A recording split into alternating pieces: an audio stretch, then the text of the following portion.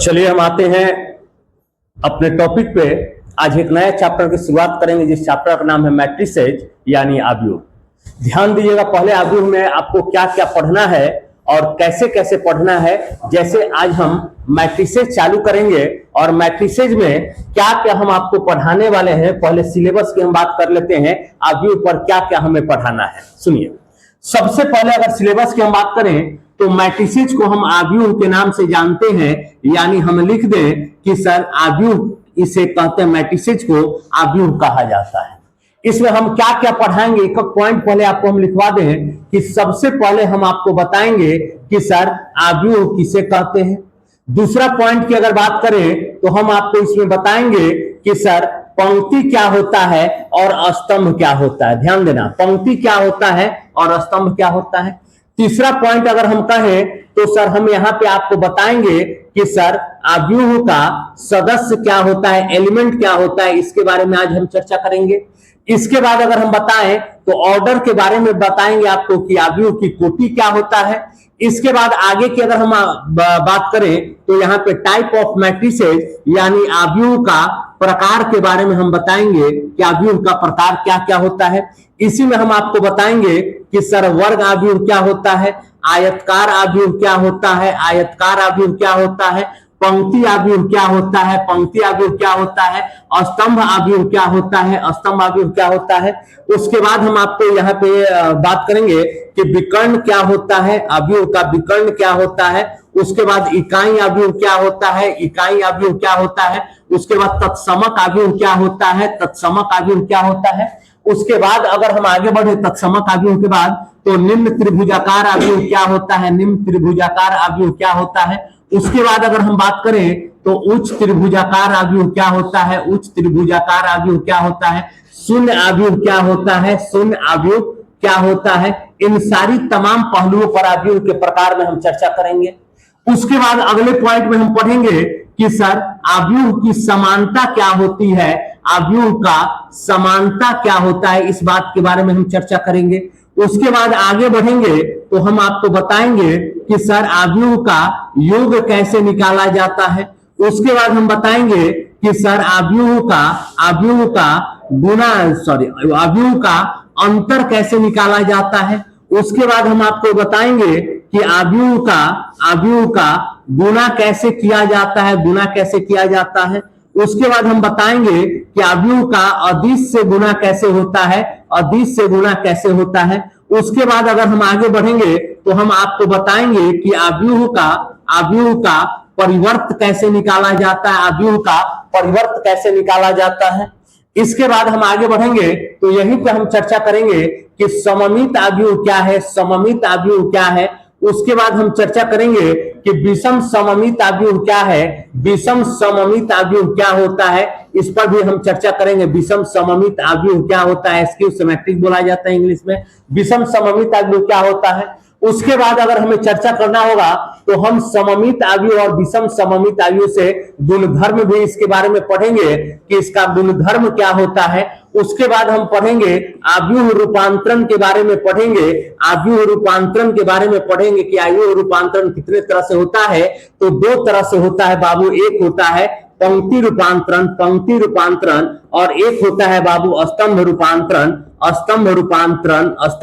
रूपांतरण। यानी अगर हम चर्चा देखें तो हमें मैट्रिसेज में इतने टॉपिक के बारे में अध्ययन करना है जहां से आपके सवाल आपके किताब से हल हो सकते हैं। देखो, सबसे पहले आव्यूह क्या है इसके बारे में हम आपको बताएंगे और बेहतर ढंग से बताने का काम करेंगे। उसके बाद पंक्ति और स्तंभ क्या है ये आपको बताएंगे। आव्यूह का सदस्य क्या होता है इसके बारे में बताएंगे। ऑर्डर क्या होता है इसके बारे में बताएंगे। टाइप ऑफ मैट्रिसेज में square matrix, rectangular matrix, row matrix, column matrix, diagonal, unit, identity और निम्न त्रिभुजाकार आव्यूह, उच्च त्रिभुजाकार आव्यूह, शून्य आव्यूह पे हम चर्चा करेंगे। उसके बाद आव्यूह की समानता क्या होता है इस पर चर्चा करेंगे। आव्यूह का योग कैसे होता है, आव्यूह का अंतर कैसे होता है, आव्यूह का गुणा क्या होता है, अदिश गुणन क्या होता है, आव्यूह का परिवर्त क्या होता है, आव्यूह के परिवर्त का गुणधर्म क्या होता है, सममित आव्यूह क्या होता है, विषम सममित आव्यूह क्या होता है, इसके गुणधर्म क्या होते हैं और आव्यूह रूपांतरण यानी पंक्ति रूपांतरण और स्तंभ रूपांतरण सेशन द्वारा हम ए इनवर्स के बारे में भी चर्चा करने वाले, यानी पूरा 3 चैप्टर अगर आप इतना समझ गए तो पूरा 3.1 से लेकर 3.4 तक के सवाल को आप आसानी से हल कर पाइएगा। आते हम अपने टॉपिक पे, और आज का टॉपिक हमें पढ़ाना है कि मैट्रिसेज यानी आव्यूह। ध्यान दीजिएगा, सुनिए, यानी मैट्रिसेज, मैट्रिक्स यानी आव्यूह। ध्यान देना, आव्यूह सुनो पहले बात। यही अध्याय 3 है। एनसीईआरटी बेहतर ढंग से बातों को समझने का प्रयास कीजिएगा। देखिए, आव्यूह के बारे में बताया जाता है कि पहले बात समझिए। जैसे मान लीजिए कि ये हमारे पास एक सर्कल है, ये हमारे पास मान लीजिए कि सर एक इलिप्स है, दीर्घवृत्त है। ये मान लीजिए हमारे पास बाबू एक त्रिभुजाकार कोई चित्र है, त्रिभुज का चित्र है। ये मान लेते हैं बाबू मेरे पास कोई एक और त्रिभुज का चित्र है, एक और त्रिभुज का चित्र है। एक मान लेते हैं बाबू ये हमारे पास ये हमारे पास मान लेते हैं कि ये हमारे पास स्क्वायर है, ठीक ना, क्या स्क्वायर है। और एक मान लेते हैं ये हमारे पास क्या है, आयतकार है, ठीक है। अगर हम फिगर की बात करें तो ये हमने कुछ फिगर आपको बताया है आव्यूह समझाने से पहले। ये वृत्त है, ये दीर्घवृत्त है, ये त्रिभुज है, ये त्रिभुज है, ये वर्ग है और ये आयत है। और सजाना है इसके अंदर हमें अंक सजाइए या संख्या सजाइए, कुछ भी सजाना है।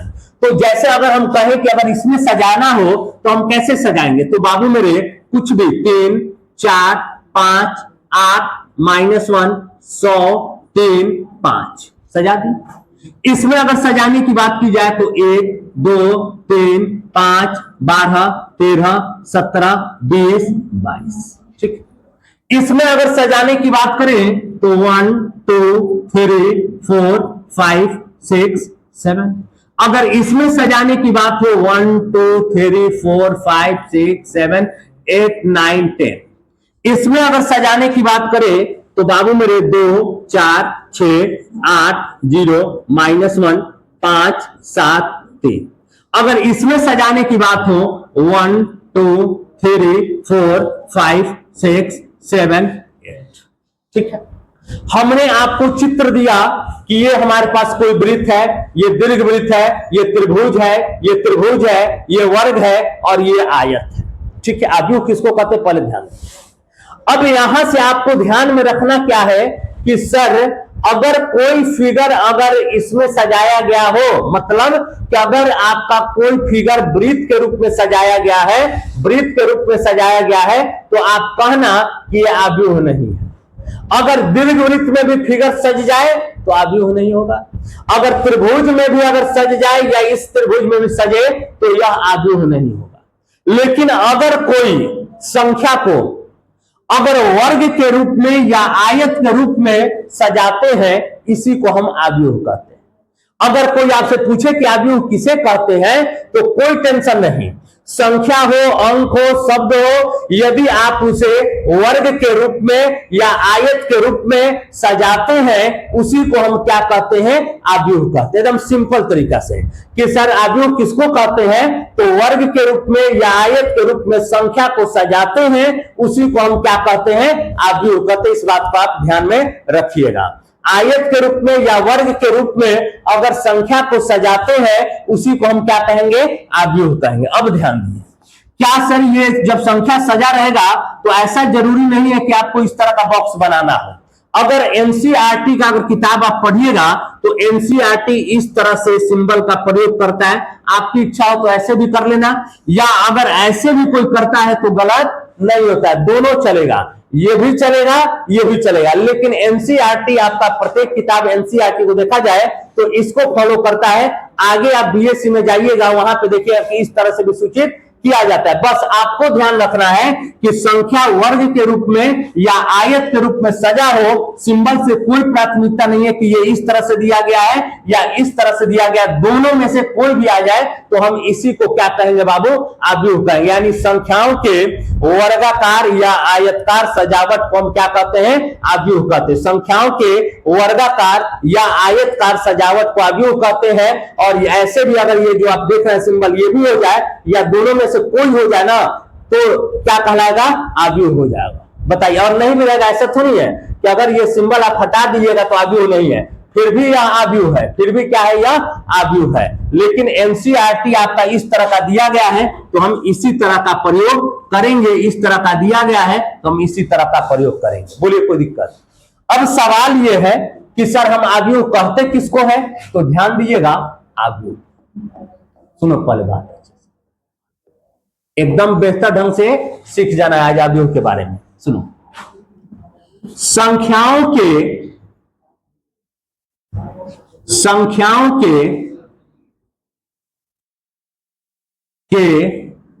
वर्गाकार या आयतकार सजावट को आव्यूह कहते हैं, सजावट को आव्यूह कहते हैं। सुनिए आई, आव्यूह कहते हैं। अगर कोई आपसे पूछता है कि आव्यूह किसे कहते हैं, तो संख्याओं के वर्गाकार या आयतकार सजावट को आव्यूह कहते हैं।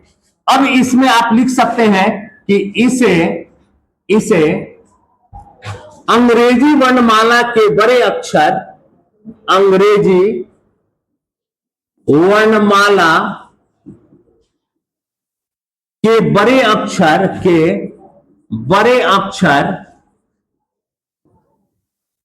से, अंग्रेजी वर्णमाला के बड़े अक्षर A B C D and dot dot द्वारा सूचित किया जाता है, ध्यान में रहेगा। अगर कहते हैं कि किसे सूचित करते हैं, तो अंग्रेजी वर्णमाला के बड़े अक्षर A B C D dot dot द्वारा सूचित करते हैं। जैसे समझिएगा, मान लीजिए हमने कहा ए बराबर, सुनिएगा 5 7 3 2 0 6, तो ये क्या है, आव्यूह है। कैसे सर, तो अंग्रेजी वर्णमाला का बड़े अक्षर से सूचित करेंगे, और ये किस रूप में सजा हुआ है, तो ये आपका क्या है, आयत के रूप में सजा हुआ है, तो हम कहेंगे यह क्या है, आव्यूह है। अगर b बराबर हमें कहना होगा कि 4 9 3 और 2, बताइए क्या यह आव्यूह होगा? नहीं होगा। क्यों नहीं होगा सर? अगर इसका सजाने का तरीका देखिएगा तो इस तरह का है, तो होगा आव्यूह? नहीं होगा। इसलिए इस बात को आप ध्यान में रखिएगा, यहां पे 0 0 ही हो, लेकिन होना चाहिए। ठीक है। अगर हम आगे की बात करते हैं, 2 मिनट रुक जाइएगा। ठीक, ये लोग ले लिया है, बगल से ही आ रहा है, ले लिया लोग ना। सुनिए, ए हो गया, बी हो गया, अब समझिएगा, थोड़ा गेट ठीक से सटा। सुनिए, अगर सी बराबर हमें कहना होगा तो हम क्या कह सकते हैं, 2 4 5 7। ये अगर पूछा जाए क्या आव्यूह है, तो हाँ सर है। ये किस फॉर्म में सजाया गया है, वर्ग के रूप में, स्क्वायर के रूप में सजाया गया है, तो हम इसे क्या कहेंगे, मैट्रिसेस कहेंगे, मैट्रिक्स कहेंगे। अगर डी बराबर हमें कहना होगा, डी बराबर 4 6 9 2 1 0 1 0, क्या यह मैट्रिसेस है, तो हाँ सर है। किस रूप में सजाया गया है, तो आयत के रूप में, और आयत के रूप में सजाया गया है, तो हम इसे आव्यूह कहेंगे। उम्मीद करते हैं कि आव्यूह आपको समझ में आ गया होगा। आव्यूह क्या है, तो संख्याओं के वर्गाकार या आयताकार सजावट को आव्यूह कहते हैं। इसे अंग्रेजी वर्णमाला के बड़े अक्षरों द्वारा हम सूचित करते हैं। यहां तक क्लियर है? क्लियर है ना सभी लोग को? हाँ, इंग्लिश में लिख दे रहे हैं, सुनिएगा। अब यहां से अगर हम आगे बढ़ेंगे तो क्या लिखेंगे, इंग्लिश में अगर लिखना होगा तो the arrangement of number is square and rectangular is called matrices, लिख देंगे इंग्लिश में। सुनो, मैट्रिक्स क्या है ये तो समझ में आ गया। अब यहां से अगर हम आगे बढ़ेंगे तब हम क्या पढ़ेंगे, पंक्ति और स्तंभ के बारे में। सुनो पहले, पंक्ति और स्तंभ सुनो। अब क्या है कि हमें पंक्ति के बारे में, पंक्ति और स्तंभ, पंक्ति और स्तंभ यानी रो एंड कॉलम, ध्यान समझो। पंक्ति और स्तंभ क्या है, थोड़ा सा ध्यान दिएगा पंक्ति के बारे में। देखो, जब कभी अगर आप हिंदी का अगर कोई कहानी पढ़ते हैं, कविता पढ़ते हैं, या परीक्षा में लिखा रहता है सवाल में कि पंक्ति को पढ़कर उसका अर्थ लगाएं, तो पंक्ति पढ़ने का मतलब क्या होता है, आप कैसे पढ़ते हैं, इस तरह से पढ़ते हैं। इस तरह से पढ़ते, राम जाता है वहां मिलता है फिर खाना खाता है, इस तरह से रहता है।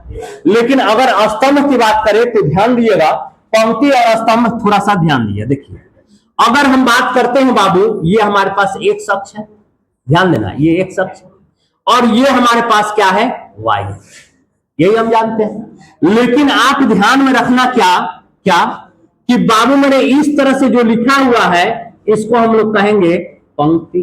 क्या कहेंगे, पंक्ति। और इस तरह से अगर लिखा हुआ मिलेगा तो इसको कहना क्या, पंक्ति को आर से डिनोट करना और स्तंभ को सी से डिनोट करना। ठीक है, जैसे मान लो अगर हम कहते क्या है, अगर हम कहते हैं, अगर हम कहते हैं कि सर ए बराबर 157320136, ये हमने दे दिया। अब यहां से पंक्ति और स्तंभ पे हमें चर्चा करना है, तो चलिए हम देखते हैं पंक्ति और स्तंभ कैसे। अगर यहां से हम चर्चा करें कि सर पंक्ति और स्तंभ कौन होगा, तो पहले ध्यान दीजिए, देखो ये और ये, यानी ये भी कहना होगा तो पंक्ति है, पंक्ति है तो हम रो लिख सकते हैं, लिख सकते हैं कि नहीं लिख सकते। ये भी हमारे पास पंक्ति है तो हम रो लिख सकते हैं, ये भी पंक्ति है तो रो लिख सकते हैं। यानी अगर किसी भी आयु में इस तरह से अगर कोई लाइन पर कोई रेखा दिया गया है तो वो क्या कहलाएगा, पंक्ति कहलाएगा। और इस तरह से अगर दे देगा, किस तरह से, इस तरह से अगर दे रहा है तो ये हमारे पास क्या कहलाएगा, कॉलम। क्या कहलाएगा, कॉलम यानी स्तंभ। ये क्या कहलाएगा बाबू, कॉलम। ये क्या कहलाएगा, कॉलम। उम्मीद कर रहा हूं समझ में आ रहा होगा। रो हमेशा ऐसे होगा और कॉलम हमेशा ऐसे होगा। रो हमेशा पंक्ति इस तरह से पढ़ा जाता है और स्तंभ इस तरह से रहेगा। देखो पहले एक दो एग्जांपल और समझो। जैसे मान लो कि हम कह रहे हैं ए बराबर, ठीक है, मान लेते हमने कहा 573206 और 123, ये हमने दे दी। और यहां से अगर हम आपसे पूछना चाहें कि इसमें रो कै गो है, तो तुम कहेगा कि सर एक रो, सर दूसरा रो, सर तीसरा रो, सर पहला स्तंभ, सर दूसरा स्तंभ, सॉरी सर ये भी स्तंभ और ये भी। कोई दिक्कत।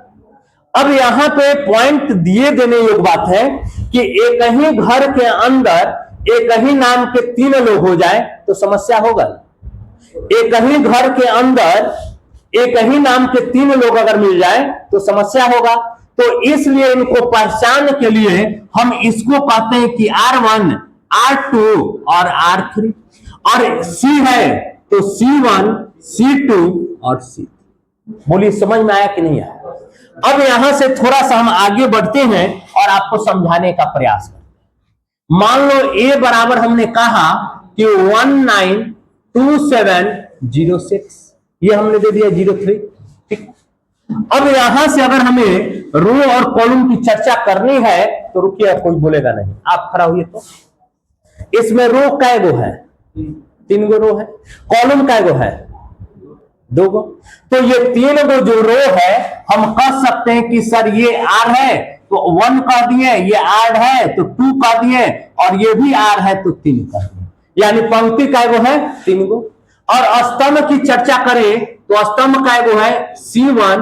और अगर कोई आपत्ति है तो बोलो, कोई दिक्कत है तो बोलो, ठीक है। एक सवाल और लेते हैं।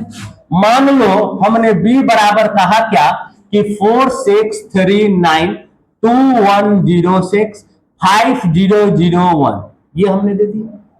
और यहां से हमें चर्चा करना है कि इसमें रो कितने हैं और कॉलम कितने हैं। आप खड़ा होइए। तो इसमें रो कितने हैं, 3। कैसे, कौन बाबू, तो ये बता रहे हैं 3, यानी ये आपका R1, ये नहीं, सोच लो, ये नहीं होगा, क्या होगा बाबू, एक ये हो गया तो R1, एक ये भी है तो R2 और एक ये भी है तो R3।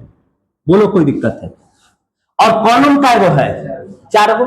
ये आपका हो गया C1, ये हो गया C2, ये हो गया C3 और ये हो गया।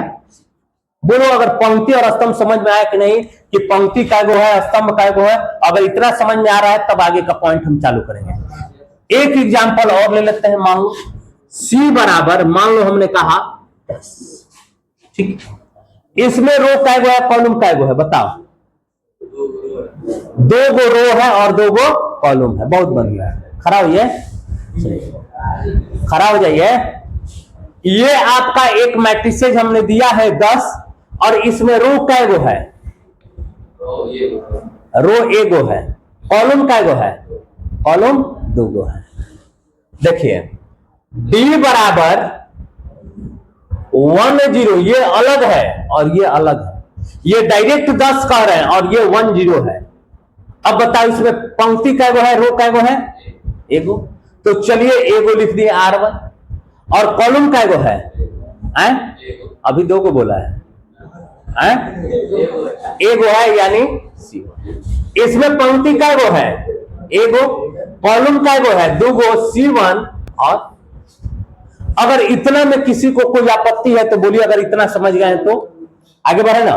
देखिए अब यहां पे हमने आपको शुरू में ही आव्यूह क्या है बता दिए, पंक्ति और स्तंभ क्या होता है बता दिए। अब आते हैं आव्यूह का सदस्य पर, यानी एलिमेंट ऑफ मैट्रिसेज। सुनो तीसरा पॉइंट क्या था? आव्यूह का सदस्य, आव्यूह का एलिमेंट ऑफ मैट्रिसेज, मैट्रिक्स। सुनो एलिमेंट ऑफ मैट्रिक्स, सुनो बात अच्छी से। अब जैसे सदस्य के बारे में हम चर्चा करें तो जैसे हमने बाबू यहां पे 1 है तो ये ए का सदस्य, 9 है सदस्य है, 2 है सदस्य है, 7 है सदस्य है, 0 है, 3 है, ये सब क्या है? आव्यूह ए के सदस्य है।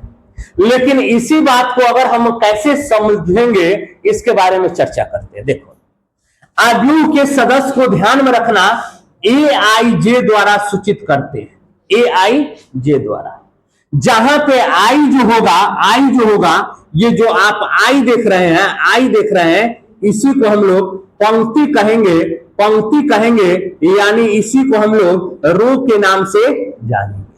ठीक है, और ये जो आप जे देख रहे हैं, इसको हम लोग स्तंभ कहेंगे, यानी इसको हम कॉलम के नाम से जानेंगे। कोई दिक्कत है तो बोलो। ठीक, अब सवाल क्या है कि सर जब पंक्ति और स्तंभ से चर्चा चल ही रहा था तो ये सदस्य बताने की क्या जरूरत है?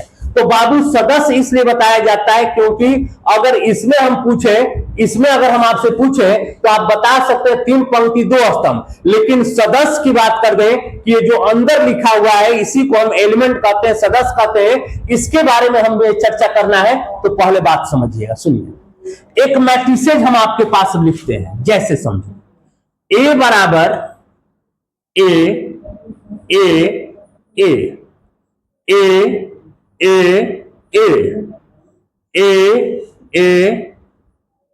ये हमारे पास एक मैट्रिक्स है। ठीक है, अब आपसे हम ये पूछें कि ये बताइए इसमें पंक्ति कै गो है, तो तुम कहेगा सर R1, R2 और, है ना। कॉलम कै गो है तो sir C1, sir C2, sir C3 हो जाओ।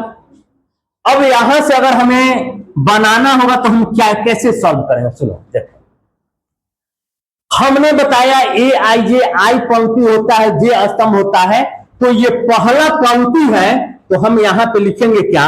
1 1 1। ये दूसरा पंक्ति है तो 2 2 और 2। ये तीसरा पंक्ति है 3 3 और 3। कोई दिक्कत है तो बताओ, कोई दिक्कत है तो बताइए। ठीक है, कोई दिक्कत नहीं है ना। अब यहां से हम आगे बढ़ते हैं, तब ध्यान दिया क्या समझाना चाहते हैं। अब यहां पे ये C1 है, C2 है, C3 है, तो ध्यान दो, सुनो। C1 है तो 1 1 1, क्यों सर? स्तंभ बाद वाले को कहा जाता है। दूसरा स्तंभ है 2 2 2, तीसरा स्तंभ है 3 3। उम्मीद करता हूं समझ में आ गया, उम्मीद करता हूं। जैसे मान लो अगर कोई कहता है A 2 3, तो इसके अर्थ जानते हैं क्या है कि सर दूसरा पंक्ति और तीसरा क्या? स्तंभ, ये ध्यान में रखना। दूसरा पंक्ति और तीसरा स्तंभ। इस पर रिलेटेड सवाल कैसे पूछता है ध्यान दो। ए बराबर मान लो 5 7 3 1 4 6 0 -2 -3 दे दिया गया, ठीक। और आपसे सवाल पूछेगा कि ये बता दो A11 क्या होगा, या A23 क्या होगा, या A31 क्या होगा, या A21 क्या होगा, या A22 क्या होगा, या A13 क्या होगा, 13। बहुत अच्छा सवाल है। अब यहां से हमें एलिमेंट के बारे में पता है तो हम चर्चा करते हैं। सुनो, A11 पहला पंक्ति पहला स्तंभ, पहला पंक्ति पहला स्तंभ 5, कोई दिक्कत? पहला पंक्ति पहला स्तंभ क्या हो गया 5। चलिए A23 दूसरा पंक्ति तीसरा स्तंभ, दूसरा पंक्ति तीसरा स्तंभ, दूसरा पंक्ति तीसरा स्तंभ, यानी आज दिक्कत है ना, तो देखो नहीं समझ में आया तो सुनो कैसे इसको समझना। A23 दूसरा पंक्ति को काट देना, तीसरा स्तंभ को काटना। कहां पे कट रहा है? 6 पे कट रहा है तो 6 लिख देना, ठीक है, जैसे समझो। मान लो कि एक और सवाल 31। अब 31 नहीं पता चल रहा है कि सर 31 क्या है। ये पता है कि पहला पंक्ति होता है दूसरा स्तंभ होता है। 3 को काट दो और फिर 1 को काट दो। कहां पे कट रहा है? 0 के पास कट रहा है सर, 0 आंसर, ठीक है ना। फिर मान लीजिए हमने कहा A21 नहीं पता चल रहा है कि सर 21 कहां है, तो सर 2 पंक्ति है और 1 स्तंभ है। कहां पे कट रहा है? 1 के पास, तो 1 आंसर लिख दो। क्या दिक्कत है? बोलो समझ में आया कि नहीं आया? अब मान लीजिए A22 निकालना है। A22 मनीष खड़ा हुई तो बताइए A22 क्या होगा?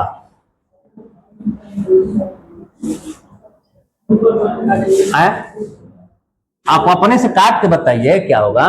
कल्पना कीजिए, कल्पना करने नहीं आता है। चुप रहिए। कहां कटेगा?